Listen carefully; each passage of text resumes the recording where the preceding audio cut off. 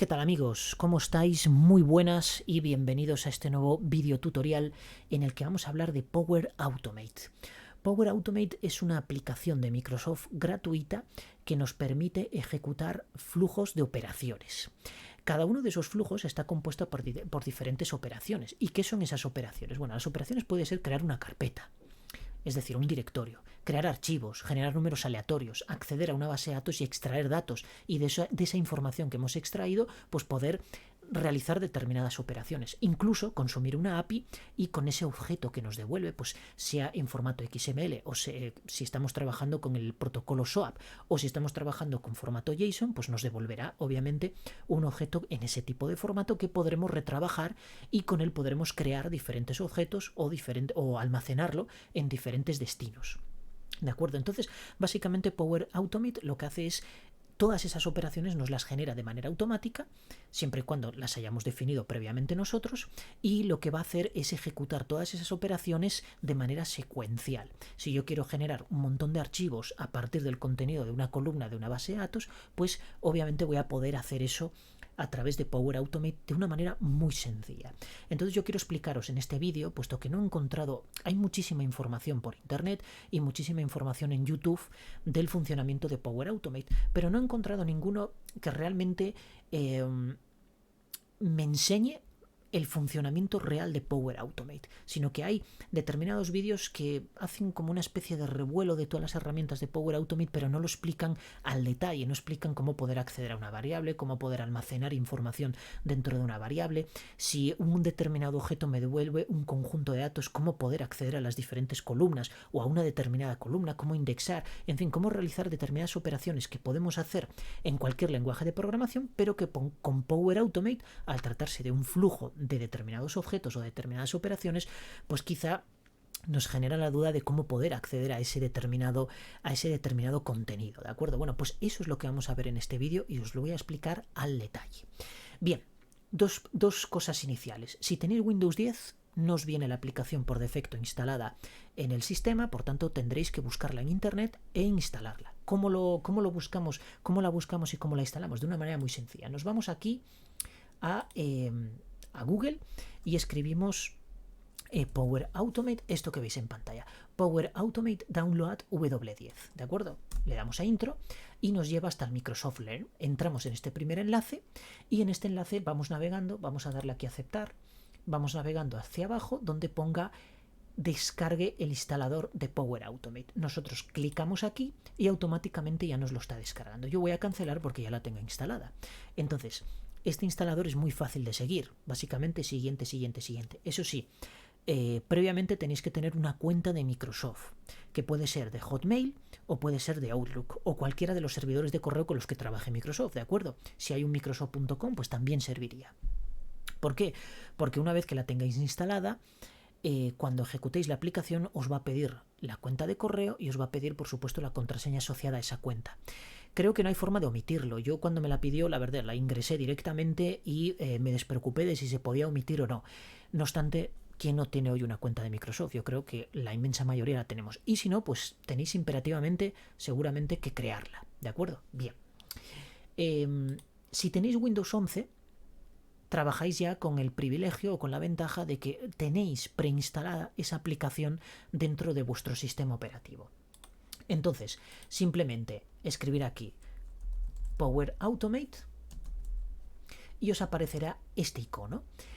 Al darle aquí, yo como ya la tengo instalada, pues obviamente me va a abrir la aplicación. A vosotros inicialmente, si tenéis Windows 11 y no habéis instalado esta aplicación, aunque sí os aparece preinstalada, es decir, aparece el icono ahí, pero es una preinstalación, es decir, la aplicación no va a funcionar, al darle, el sistema operativo abrirá una ventana donde os dirá que se está actualizando, es decir, baja, lo que hace es descargar el programa, básicamente instalarlo. Por supuesto, ya podréis crear una instancia del programa y poder trabajar con él, pero previamente ya os digo que tenéis que autenticaros con vuestra cuenta de correo. Y tiene que ser una cuenta de correo de Microsoft, no vale si tenéis una cuenta de Gmail. Bueno, yo no lo probé con Gmail, pero dudo mucho que funcione. Entonces, una vez que la hayáis instalado y hayáis seguido todos los pasos de instalación que os pide la propia aplicación, os aparecerá esta ventanita de aquí. Y esta ventana de aquí lo que muestra es un listado de flujos, ¿de acuerdo? Naturalmente, si es la primera vez que lanzáis la aplicación, esta pantalla os va a aparecer en blanco, es decir, no va a aparecer aquí ninguno. Yo pues hace aproximadamente una hora generé uno, entonces ahora voy a generar este mismo, porque es justo el que he generado para grabar este vídeo. Vamos a generar uno explicando detalladamente el funcionamiento de cada uno de los componentes que vamos a utilizar. Entonces, para ello vamos a darle aquí a nuevo flujo y vamos a ponerle un nombre. En este caso podemos llamarle, por ejemplo, curso de Power Automate, de esta forma. Le damos a crear y ya nos aparece aquí, ¿de acuerdo? En el listado. Y a su vez nos abre la ventana donde tenemos todos los componentes con los que podemos trabajar. Bien, el objetivo de esta aplicación que vamos a diseñar o de este flujo va a ser crear un montón de archivos en una ruta que le vamos a especificar. Y esos archivos van a venir de una API de internet, concretamente de la que visteis al iniciar, cuando abrí yo aquí el navegador, había una página web aquí abierta, pues fijaos, es JSON Placeholder, ¿de acuerdo? Que nos proporciona una serie de APIs fake que podemos utilizar en nuestras aplicaciones para hacer testing o para realmente comprobar de que funcione bien, siempre y cuando las propiedades que nos devuelve pues sean compatibles con nuestra aplicación. En este caso lo va a ser, puesto que si nos vamos aquí a usuarios, que nos devuelve 10, picamos aquí y tenemos este JSON. En vuestro navegador, si no tenéis instalada la extensión de Chrome que yo tengo instalada aquí, pues seguramente lo veréis de otra manera diferente, ¿de acuerdo? Yo en este caso pues puedo comprimir los nodos, se ve de diferente color en función de si es un string o es un tipo entero, etcétera, etcétera. Bien, esto es porque yo tengo una extensión de Google Chrome que se llama JSON Formatter. La podéis instalar fácilmente porque es una chorrada y se instala súper rápido. En el caso de que no la tengáis instalada, pues bueno, veríais esta estructura, pero no podéis comprimir nodos ni tenéis estos colores, pero bueno, básicamente veis este contenido.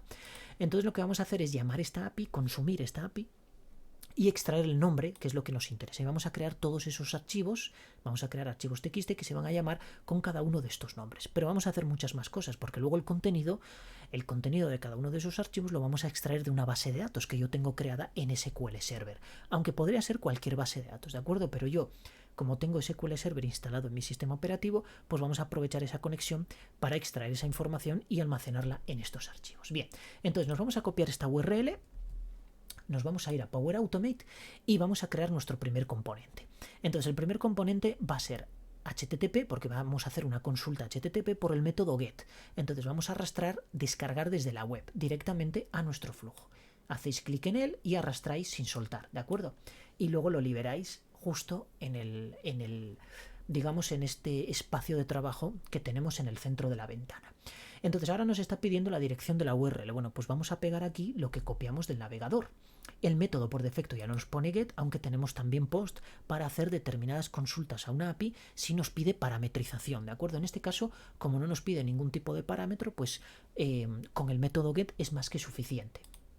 Y el resto, salvo este nombre de variable que lo vamos a cambiar, entonces desplegamos aquí y hacemos doble clic. Perfecto. Y entonces vamos a llamarle, por ejemplo, contenido. Le damos a guardar y ya tenemos nuestra primera operación a realizar dentro de este flujo. Entonces yo le voy a dar aquí a ejecutar y fijaos que lo que me va a aparecer en esta variable, porque todos estos elementos, es decir, todos los componentes de flujo que nosotros vayamos anexando, están asociados a un nombre de variable. Esa variable puede ser una variable sencilla con un contenido numérico, con un contenido que sea una cadena de texto, o puede ser algo más complejo como puede ser un objeto JSON o como puede ser un dataset, ¿de acuerdo? Que luego lo veremos cuando trabajemos con las bases de datos. Entonces, una vez que yo tengo esto aquí, fijaos que tengo aquí una variable, aquí a la derecha me crea variables de flujo y me va anexando todo un listado de las variables que yo tenga o que formen parte de mi flujo. Entonces simplemente selecciono aquí botón derecho, le doy a vista y fijaos que lo que yo tengo aquí es justo el contenido de esa URL que copiamos del navegador y pegamos en nuestra primera operación de flujo. Entonces, ¿cómo puedo acceder yo a estas propiedades? Porque esto es un JSON, entonces el JSON está formado siempre por clave valor, ¿de acuerdo? ¿Cómo puedo acceder yo a estas propiedades? Bueno, entonces primeramente tengo que convertir esto a un JSON, porque esto, aunque visualmente es un JSON, no deja de ser una cadena de texto, ¿de acuerdo? Esto no me lo va a interpretar como si esto fuera un JSON, sino como una simple cadena de texto. De hecho, fijaos lo que pone aquí, que pone valor de texto. Bien, entonces para crear un JSON y poder manejarlo, nos vamos a ir aquí a variables Y vamos a arrastrar esto de convertir JSON a un objeto personalizado. Entonces lo arrastramos hacia aquí y yo lo que le voy a pasar es la cadena del flujo anterior, de la operación anterior, perdón, no del flujo, sino de la operación anterior.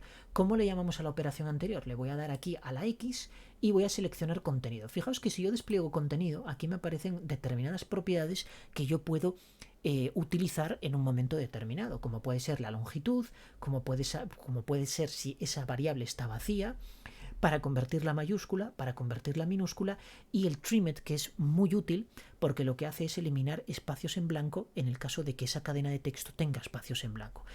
En muchas ocasiones, cuando queremos crear, por ejemplo, un archivo de texto, pues queremos que el título, si ese nombre de archivo lo vamos a extraer de un conjunto de datos del que no sabemos nada, pues puede ser que al final tenga un espacio en blanco. Al principio, bueno, si los queremos eliminar, esos espacios en blanco, al principio y al final de una cadena de texto, utilizamos trimmed, que de esa manera nos lo va a eliminar. Lo veremos luego. Entonces, yo inicialmente lo que voy a hacer es seleccionar simplemente la variable contenido. Le damos a seleccionar y fijaos que me la encierra entre los símbolos de tanto por ciento. Eso es muy importante. Cualquier operación que yo quiera hacer aquí, si yo aquí quisiera concatenarlo con una cadena de texto, sumarle números, lo que fuera, en función del tipo de esa variable, pues tengo que hacerlo siempre entre esos símbolos de tanto por ciento. Si lo hago fuera, me va a dar error. Bien. ¿Cómo le voy a llamar a mi variable? Bueno, pues en este caso le voy a poner JSON. Antes os dije que haciendo doble clic, realmente no es doble clic, con un solo clic automáticamente ya nos deja cambiar el nombre, ¿de acuerdo? Picamos fuera y le damos a guardar. Entonces fijaos, ahora yo voy a tener aquí un JSON, por tanto el propio sistema va a interpretar ese JSON y me lo va a descomponer en un conjunto de datos. Entonces vamos a ejecutar esto y ahora en esta variable, si hacemos botón derecho vista, fijaos que yo ahora tengo un objeto JSON por cada uno de los elementos de esa tabla que yo había extraído de la API, ¿de acuerdo? En este caso tengo 10 elementos, eran 10 usuarios, 10 elementos. Pero fijaos que si yo le doy aquí al más, me descompone todas las propiedades de ese JSON en una especie de tabla, es decir, en un objeto personalizado, que además lo pone aquí, siempre os va a poner aquí el objeto personalizado. Pero fijaos que lo está indexando, porque estoy en el elemento 0 y contiene todas estas propiedades. Si yo a su vez entro aquí en address, fijaos que lo que me está poniendo es 0 address y objeto personalizado, porque a su vez tiene un montón de propiedades. Si yo además le doy aquí al más, fijaos que me da pues las últimas propiedades de este objeto, y fijaos aquí cómo indexa elemento 0, luego el objeto address y luego geo. Esto, en vez de indexarlo, nosotros podemos utilizar también el operador punto con el nombre de la propiedad. De hecho, vamos a verlo a continuación, cómo poder acceder, por ejemplo, pues vamos a irnos hacia atrás y yo quiero obtener la calle de un determinado usuario. Entonces vamos a darle a cerrar y yo ahora lo que voy a extender va a ser establecer una variable. Entonces a esta variable le vamos a llamar, por ejemplo, usuario, user, y aquí es donde yo voy a incluir la variable, en este caso JSON, ¿de acuerdo? Le doy a seleccionar, pero fijaos que JSON es un conjunto de datos, es decir, yo tengo que indexar a qué elemento quiero acceder. Bueno, pues si quiero acceder al elemento 0, pondría 0, luego punto, sé que tiene una propiedad que es address y a continuación tiene una propiedad que se llama street, de esta forma.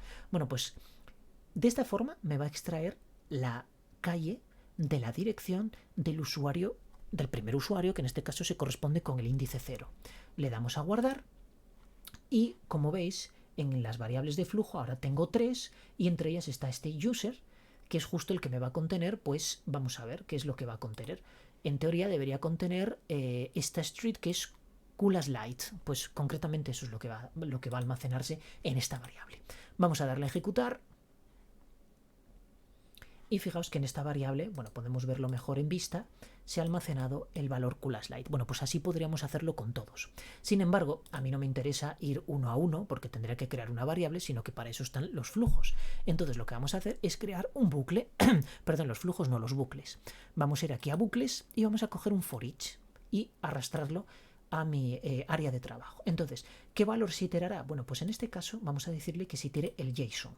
Le damos a seleccionar y a la variable le vamos a llamar, por ejemplo, users name, porque es justo lo que vamos a extraer, los nombres de usuario. Le vamos a dar a guardar. ¿Y qué es lo que yo quiero hacer aquí? Quiero crear un archivo de texto con cada uno de esos nombres de usuario. Entonces yo voy a arrastrar un objeto nuevo que va a estar aquí en archivo y lo vamos a arrastrar escribir texto en el archivo, pero que esté dentro del bucle. Como veis ya lo identa, es decir, aquí hay una identación, hay una sangría, de forma que me está indicando que esa operación está dentro de ese bucle. Bien, la ruta del archivo. Bueno, la ruta del archivo va a ser la siguiente. Vamos a crearnos una carpeta aquí en C2 puntos, yo tengo aquí proyectos y tengo files. Entonces esta carpeta está vacía y va a ser la que voy a utilizar yo para poder crear esos archivos. Vamos a copiar esta ruta, vamos a minimizar esto y nos vamos aquí, ruta de archivo. Bien, la ruta de archivo la vamos a crear a través de una operación, porque vamos a utilizar una concatenación. Entonces vamos a poner los tantos por ciento y a continuación, en comilla simple, yo voy a pegar aquí la ruta en la que quiero que se almacenen mis archivos. Vamos a poner aquí la barra y cerramos con la comilla. Voy a concatenar a continuación con el nombre del archivo. ¿De dónde me viene el nombre del archivo? De una variable. Y en este caso el nombre de la variable es username, ¿de acuerdo? Porque daos cuenta que un for each lo que está almacenando en username es en cada iteración va a anexar un elemento del objeto JSON que es el que estamos iterando. Entonces, claro, yo tengo que navegar hasta la propiedad exacta que quiero que extraer de username. Le doy a seleccionar ahora mismo y fijaos, yo voy a poner aquí, bueno, nos añade por defecto los tanto por ciento, tenemos que eliminarlos. Username, punto, name, y ahora voy a decirle, además, la propiedad trimmed para que me elimine los espacios en blanco que me generaría en caso de que yo no pusiera trimmed, ¿de acuerdo? Con lo cual, cuando yo anexe al punto .txt me aparecería un espacio en blanco entre el punto .txt y realmente el nombre del usuario. Entonces no quiero que aparezca eso, por tanto pongo la propiedad trimmed más y ahora pongo punto .txt. Y de esta manera lo que me va a crear son 10 archivos de txt con los nombres de los usuarios que hemos extraído de una API. Pero aquí hay un problema más, y el problema son estas barras inclinadas. Podéis sustituirlas por las otras barras, es decir, las que están inclinadas hacia la derecha, o escapar estas, puesto que la barra, si dejamos la barra así, nos va a dar un error de que no va a encontrar esa ruta. Entonces lo que tenemos que hacer es escaparla, es decir, poner doble barra. Y de esta manera ya no tenemos ese problema. Ponemos la doble barra en cada una de las barras y a continuación pues va anexado con el nombre del usuario y ya finalmente con txt. Ahora mismo contenido no le vamos a poner nada, pero fijaos, yo le voy a dar a guardar aquí y le voy a decir que genere un número aleatorio en cada iteración. Entonces vamos a arrastrar aquí un componente nuevo que es, vamos a buscarlo por aquí, está aquí en variables y no lo veo, generar número aleatorio, aquí está arriba del todo. Vamos a poner generar número aleatorio entre 1 y 100, por ejemplo, y le voy a llamar aquí, desplegamos aquí, clic, y le llamamos aleatorio, por ejemplo.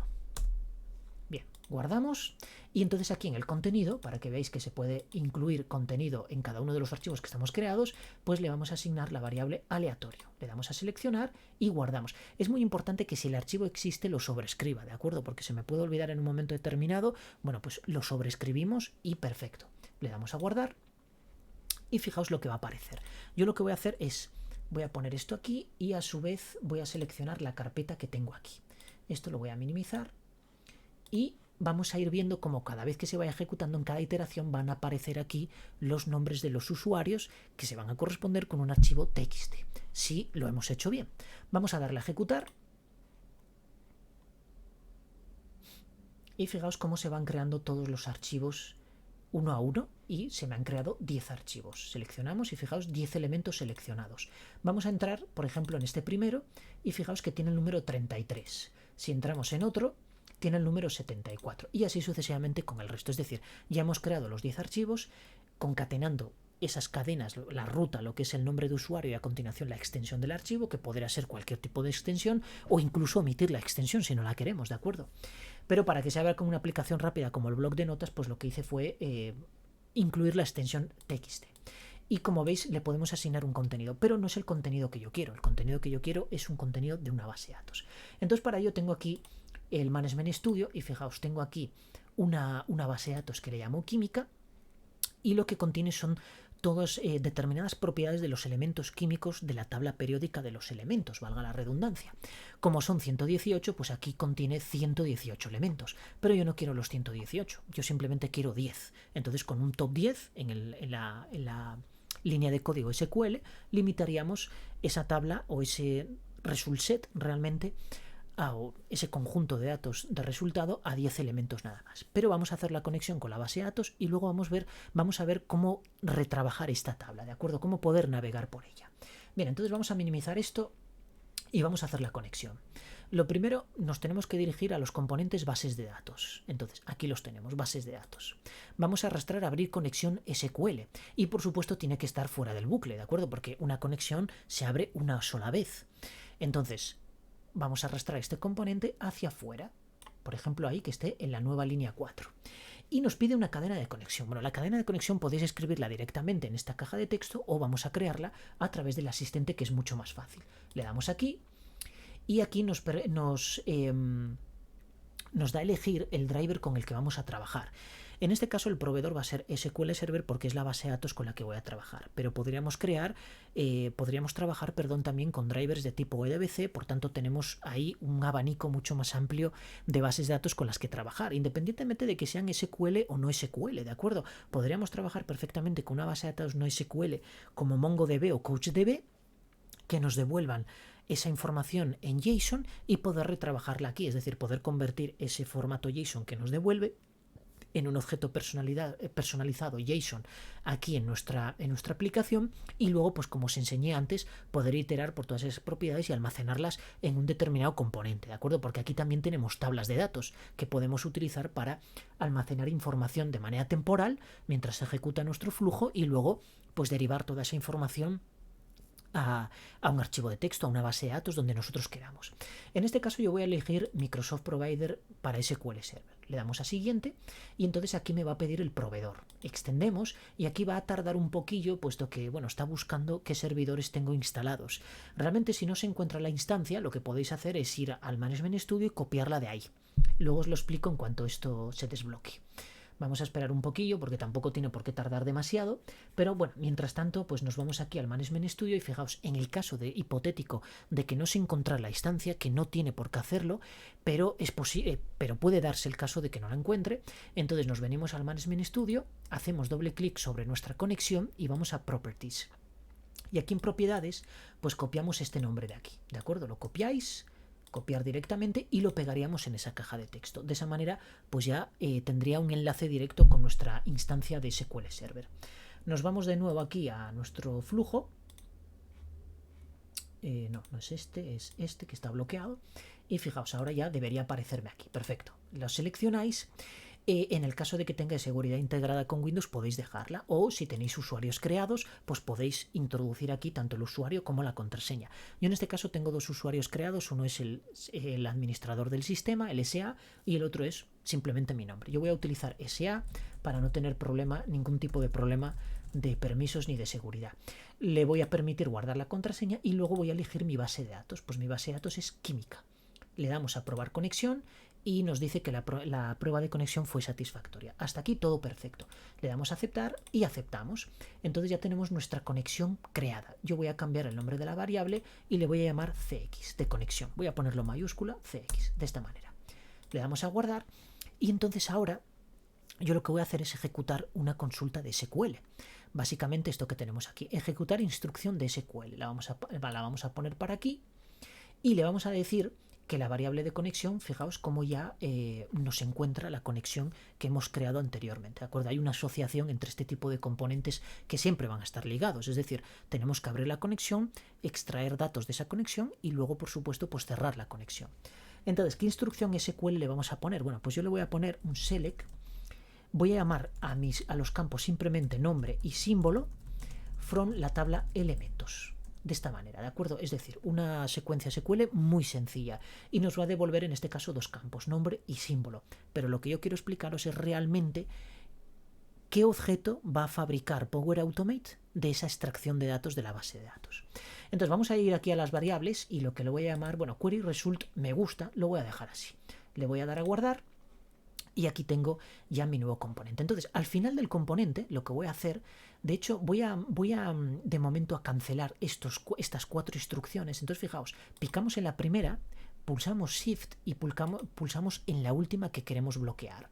Botón derecho y le decimos deshabilitar acción.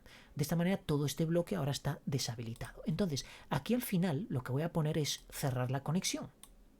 justo aquí, y le voy a decir CX, que como veis ya él lo coge automáticamente. Le damos a guardar y entonces vamos a ver efectivamente qué resultado nos obtengo de hacer esta consulta SQL contra el servidor SQL Server. Vamos a ejecutar esto.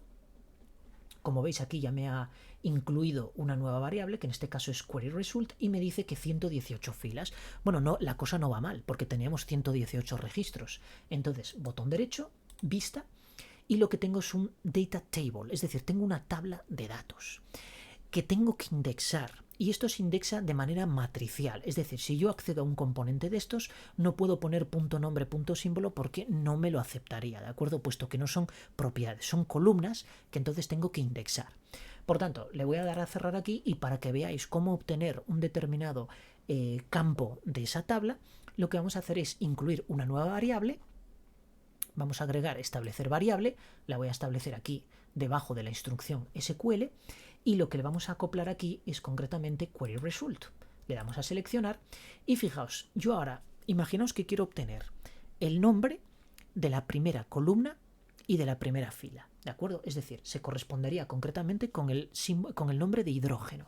Entonces, yo lo que tengo que hacer es indexar 0 como columna y 0 como fila. Y de esta manera esta variable, que voy a poner aquí, por ejemplo, element name, le damos a guardar y fijaos que aquí en element name debería aparecer hidrógeno, ¿de acuerdo? Vamos a ejecutar esto y vamos a ver si en esa variable concretamente aparece hidrógeno. Fijaos que aparece hidrógeno. Si yo quisiera el elemento, es decir, el símbolo, pues entonces tendría que irme aquí a editar y no le diría la columna 0, sino que le diría la columna 1. Perdón, sí, correcto, la columna 1, fila 0. Le doy a guardar y si no me he equivocado, pues esto debería funcionar, porque creo que va fila columna, no, igual va fila columna, claro, es que va fila columna. Sí, es justo el otro. Aquí es 0 y aquí es 1, para que sea la columna 1, la columna 2, que se corresponde con el índice 1. Le damos a ejecutar y fijaos que aquí tiene que aparecer la H, correcto, ahí apareció la H. Si entramos, fijaos que lo que aparece es valor de texto. ¿Por qué? Porque he accedido justo al contenido de esa columna, de esa fila. Es un registro, ¿de acuerdo? Y el registro, pues, que va a contener un valor de texto, un entero, un flotante, lo que sea. Vamos a darle a cerrar y entonces ahora fijaos que si en vez de yo esto le voy aquí a adición y simplemente le digo que me almacene la fila 0, lo que me va a devolver es un data row, es decir, una fila de datos. Le damos a ejecutar, una fila de datos que estará formada por 2 columnas. De hecho, me lo dice aquí ya, 2 columnas. Entonces nos vamos aquí a vista y fijaos que lo que me está devolviendo es un data row, que luego yo puedo, pues si realmente me interesa simplemente extraer esa información, yo extraería ese dato porque es relevante para determinadas operaciones que yo vaya a hacer a posteriori, ¿de acuerdo? En este caso simplemente os estoy enseñando cómo indexar este conjunto de datos, puesto que realmente no deja de ser un array de 2 dimensiones, ¿de acuerdo? Es como si fuera una matriz. Bien, pero en este caso, viniendo siempre de bases de datos, normalmente se les denomina tablas de datos. Y en el caso de que tengamos una fila de varias columnas, pues es una fila de datos, ¿de acuerdo? Que es un data row. Bien, pues si ya sabemos trabajar con esto, entonces fijaos, yo ahora lo que voy a hacer, esta variable la voy a editar porque el contenido de cada uno de esos archivos va a ser concretamente el nombre del elemento igual, un símbolo igual y luego el símbolo del elemento. Entonces para eso vamos a hacer unas determinadas operaciones y lo primero que tenemos que hacer es cambiar esto. Yo le voy a llamar índice, puesto que yo tengo que iterar y no me sirve la variable que me da el for each en este caso. Tendré que utilizar otro tipo de bucle, pero como tengo este for each que me viene muy bien para recorrer todos los elementos del JSON, pues lo que voy a hacer es crearme una variable externa que voy a inicializar en 0 y luego la voy a ir incrementando en cada una de las iteraciones que recorra el bucle for each. Le damos a guardar y fijaos que tengo aquí una variable índice igual a 0. ¿Cómo voy a iterar por esto? ¿Cómo voy a incrementar más bien esta variable? Vamos a verlo ahora. Primeramente vamos a seleccionar estas 4 operaciones, botón derecho, y decimos habilitar. Me voy a quitar este número aleatorio. Este número aleatorio vamos a picar aquí y le vamos a decir eliminar, ¿de acuerdo? Porque no lo quiero. Ahora me está dando un error, puesto que esta operación de aquí está haciendo referencia a una variable que acabo de eliminar. Bueno, vamos a editarlo y de momento vamos a eliminar esto de aquí. Vamos a guardar para eliminar ese error de ahí. Perfecto. Entonces, lo primero que vamos a hacer es incrementar esta variable. Entonces, voy a irme aquí a aumentar variable y lo voy a meter justo debajo de lo que es la creación del propio archivo de texto. ¿Por qué? Porque yo quiero que esta variable empiece en 0, pero que tome ese elemento 0. ¿Por qué lo voy a necesitar que empiece en 0? Puesto que el data table que me devuelve la ejecución de la consulta SQL, que a su vez ataca SQL Server, empieza por el índice 0. Entonces necesito que esa variable sea 0. Nombre de la variable. Bueno, en este caso vamos a seleccionar aquí, le habíamos llamado índice. Y aumentar en este caso voy a poner una unidad nada más. Por tanto, en cada iteración contendrá su valor más 1, su valor más 1 y así sucesivamente hasta el número 10. Bueno, en este caso hasta el número 9. Le damos a guardar y entonces vamos a atacar aquí ahora este texto de aquí. Entonces vamos a ir a edición y lo que vamos a hacer es lo siguiente. Yo aquí voy a poner los 200% y entonces le voy a decir que el contenido va a ser de mi data table, que le habíamos llamado query result. Como veis me incorpora otra vez, sí, bueno, no sé para qué había escrito anteriormente los tanto por ciento, me vuelve a incorporar otra vez los tanto por ciento. Cuidado porque un doble tanto por ciento nos daría error de sintaxis, ¿de acuerdo? Entonces este query result yo lo que voy a hacer es indexarlo, pues a través de qué, a través de mi índice. Y luego, ¿qué nombre de columna quiero? Bueno, pues inicialmente quiero el nombre, por tanto pongo el índice 0, ¿de acuerdo? Entonces yo ahora voy a concatenar esto con un símbolo igual, le voy a meter dos espacios en blanco así, o sea, un espacio en blanco al principio y al final, y luego voy a concatenar con esto mismo, pero va a ser mi columna de símbolo.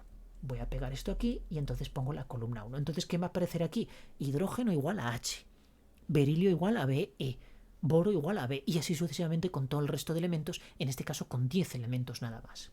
Bien, le voy a dar a guardar, y fijaos que aquí, en la instrucción SQL vamos a hacer una pequeña modificación, puesto que me está extrayendo los 118 elementos, y yo solo quiero 10. Entonces vamos a ir aquí a edición, y le vamos a decir, vamos a poner aquí delante un top 10, de esta forma. Y ahora le doy a guardar. Entonces me va a obtener nada más que 10 registros. Y esto sí va del 1 al 10, ¿de acuerdo? Son 10 registros clavados.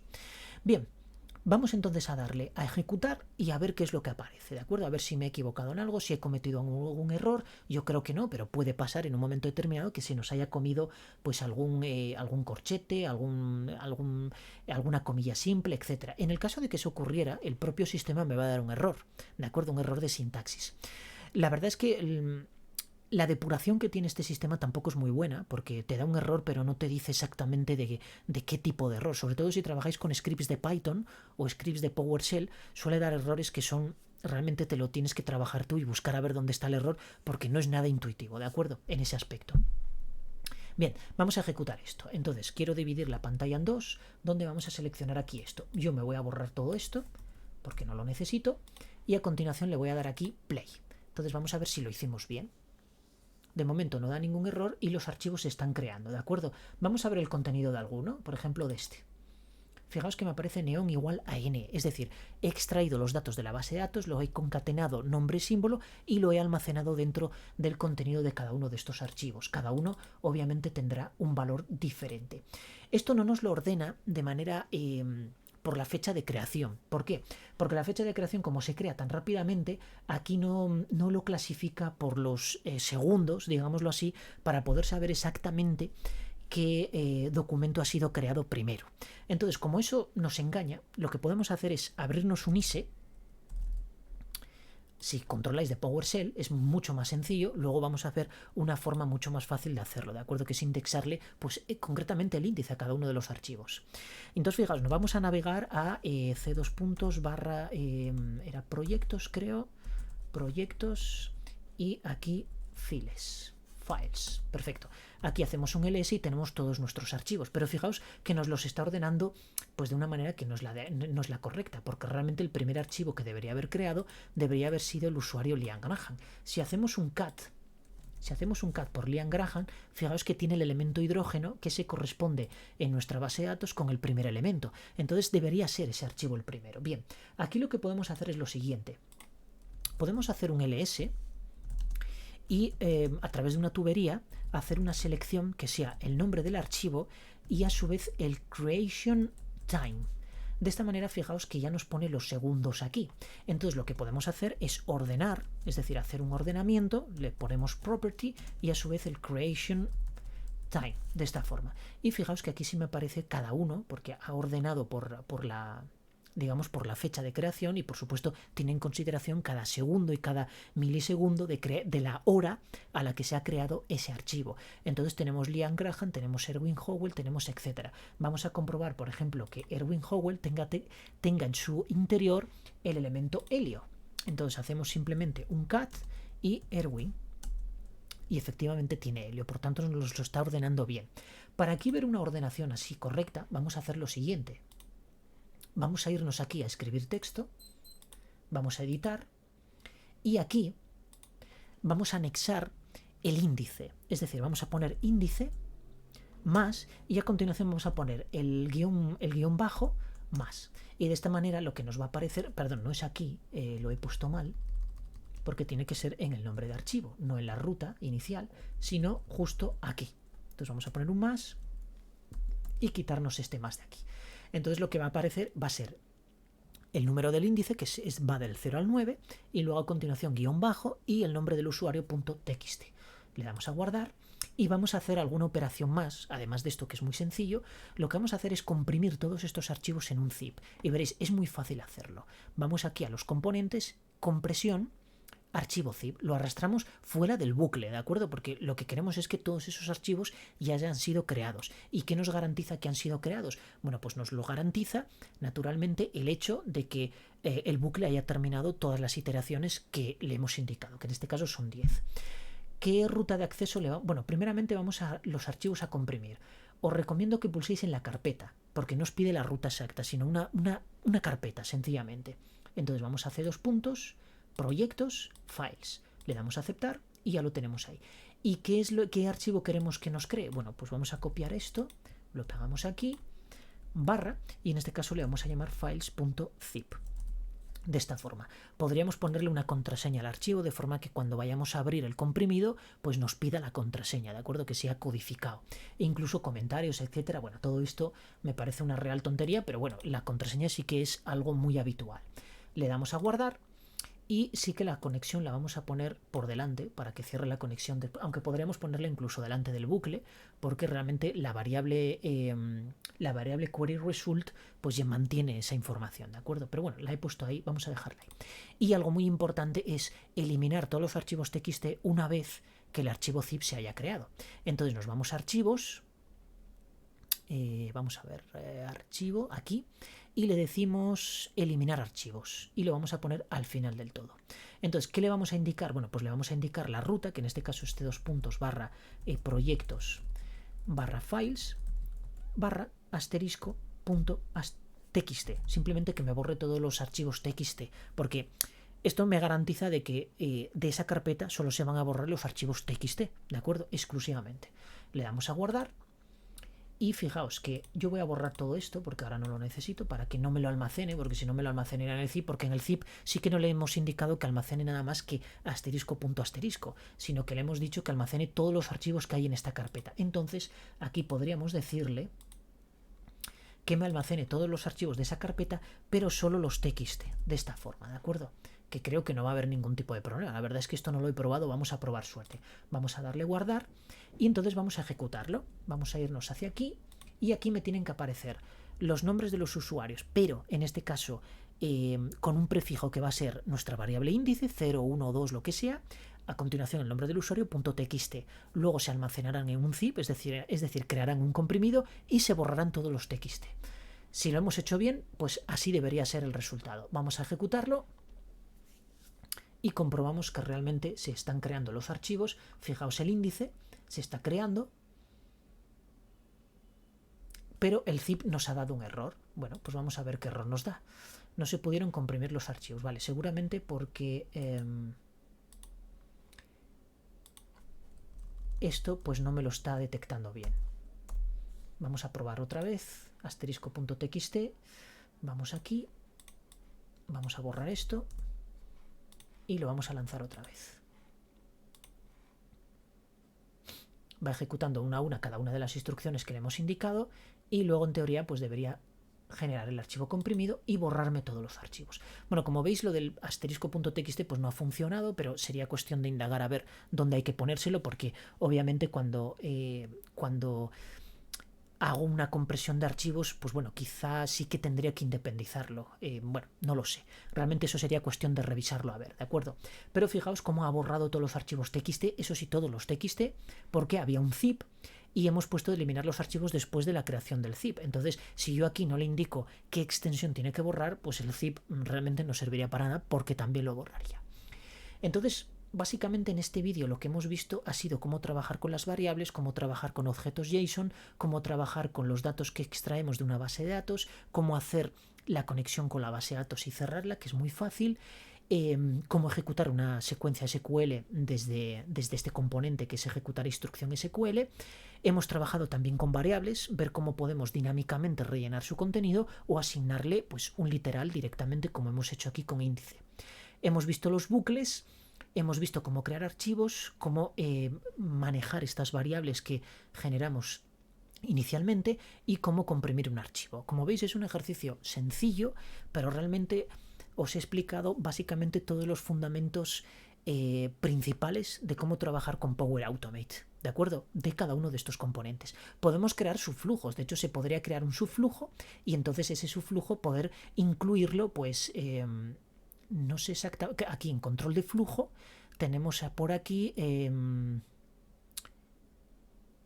a ver dónde está, ejecutar su flujo, esto es que estaba buscando incluir su flujo, pero no es ejecutar su flujo. Arrastraríamos ejecutar su flujo para aquí y podríamos incluir aquí el subflujo. Como yo no tengo ninguno, realmente pues no aparecería ninguno, pero sería tan fácil como ir aquí a subflujos y decirle nuevo subflujo. Le ponemos un nombre el que sea y aquí crearíamos otro subflujo, es decir, otra serie de operaciones que queremos pues incluir dentro de este subflujo. Imaginaos que yo aquí en el main, pues toda esta parte de la extracción de datos de la base de datos quisiera incluir todos estos componentes en un subflujo que le llamaría, por ejemplo, pues acceso base de datos y luego incluirlo aquí como si fuera pues un bloque, ¿de acuerdo?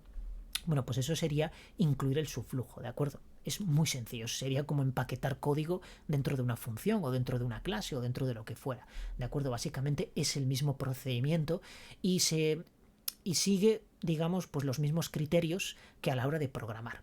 También podéis programar scripts, que los tenéis por aquí, si scripting, si naturalmente pues sabéis programar en comandos de MS2 o en comandos de, bueno, más bien de símbolo de sistema, de Visual Basic Script, JavaScript, PowerShell o Python, ¿de acuerdo? Funciona bastante bien. Yo he probado PowerShell, que es en el que más trabajo, y la verdad es que el resultado es óptimo y además funciona perfectamente. Con Python y con JavaScript pues exactamente igual. Con Visual Basic Script la verdad hace muchísimo tiempo que no toco Visual Basic Script, pero entiendo que funcione porque además Visual Basic Script es un lenguaje de Microsoft, por tanto tiene que funcionar 100% con este tipo de aplicación. Bueno, hasta aquí este vídeo, no quiero enrollarme más, espero que os haya gustado, que os abra una noción de lo que es Power Automate y por supuesto pues nada, a trabajar con él y aprender muchas más cosas. Muchísimas gracias y nos vemos en el siguiente vídeo. Adiós.